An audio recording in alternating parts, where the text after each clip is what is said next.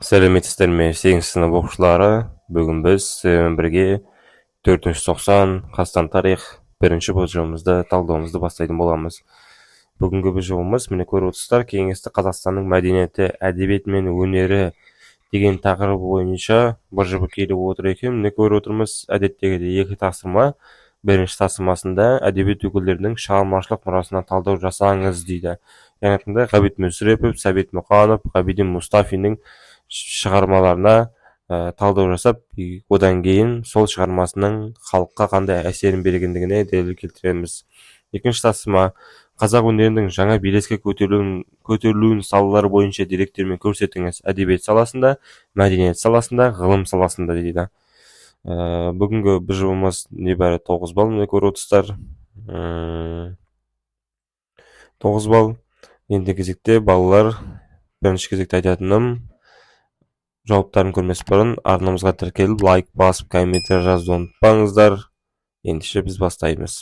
Бірінші кезекте Ғабит Мүсірепов, шығармашылық мұрасынан талдау жасаңыз. Жазушының шығармашылық жолы 1925 жылдағы едіге әңгімесінен бастау алады.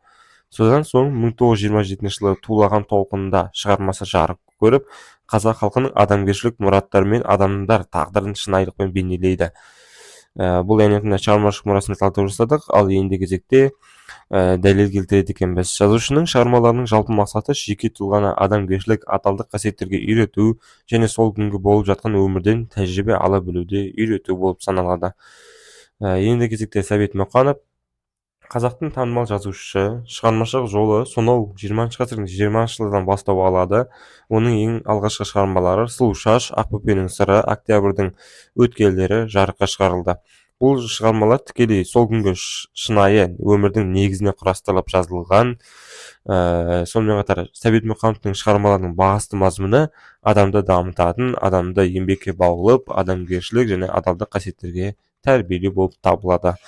Енді кезекте Ғабиден Мұстафин, 20 ғасырдың 30-40 жылдарындағы қазақтың әйгілі жазушысы. Ғабиден Мұстафиннің шығармашылық жолындағы өмірді басталды. Оның танымал шығармаларының бірі Шығанақ, Қарағанды, Дауылдан кейін деген шығармалары бар. Жазушы соғыстан кейін еңсесі түскен халыққа ерен еңбегі арқылы көмек көрсетіп, демеу болған ақтөбелік диқан Шығанақты көркемдеп көрсеткен екен. Сонымен қатар бұл шығарманың халыққа тигізген әсері былай екен. Жазушы сол кезеңдегі ұрпақты еңбек сүйгіштікке, табандылыққа, адалдыққа, тәрбиелік мәні жоғары шығармаларды жаза білген. Міне көріп отырмыз. Міне балалар, осымен біздің бірінші тапсырмамыздың жауаптары осымен аяқталды. Егер ұзақ болса, өздеріңіз мазмұнды оқып, қысқаша айтып жазып алыңыздар. Ендігі кезекте екінші тапсырма: әдебиет саласында 20 ғасырдың 20 жылдары қазақ әдебиетінің дамуы өзгерістерге толы болды.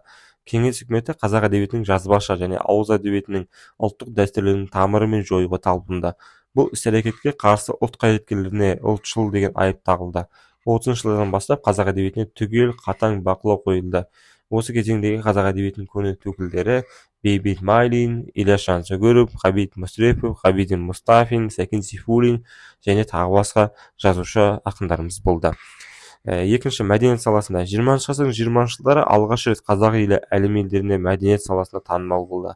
Мемлекетімізді дамытуға үлес қосқан тұлғалардың қатарына 1927 жылы Парижде ән салған Әміре Қашаубаев, әйгілі қазақ балуаны Қажымұқан Мұңайбасов, Парижде өткен француз күресінде әлем чемпионы атаған бірінші қазақ болды. Әлем елдерінде қазақтың ән күйін танытқандардың қатарында Дина Нұрпейісов секілді қыздарымыз да болды. Ғылым саласында 20 ғасыр 20 жылдары қазақ ғылым саласының дамуының бастау алған сәті болды.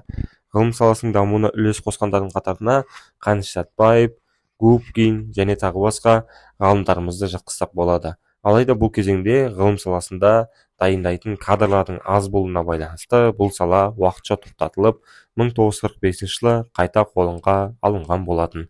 Міне балалар, осымен бүгінгі біздің БЖВ талдауымыз аяқталды. Егер сіздерге бүгінгі шығарылымымыз ұнаса, арнаға тіркеліп, лайк басып, комментарий жазуды ұмытпаңыздар. Достарыңызға жіберуді ұмытпаңыздар. Жақсы, сау болыңыздар.